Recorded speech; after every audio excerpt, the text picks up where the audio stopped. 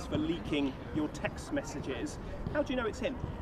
Well, I think people aren't so much interested in who's briefing what to whom as the substance of the issue at hand. And the issue is really the question of the ventilators that, if you remember, James Dyson was offering to make. And let's be absolutely clear that I think it was right to talk to him. I think it was right to talk to any British manufacturer, as I did. I think I must have talked about 30, JLR, JCB.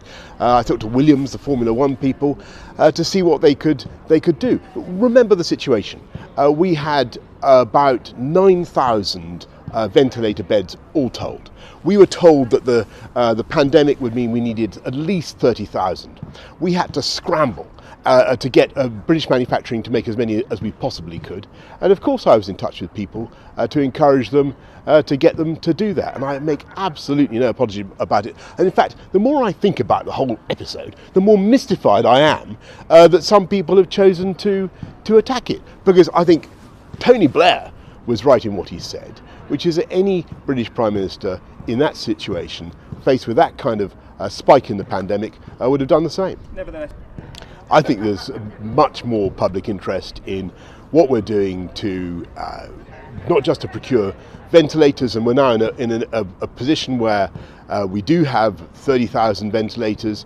We're able, for instance, to think about what we could do to help the people of India who are suffering so terribly at the moment.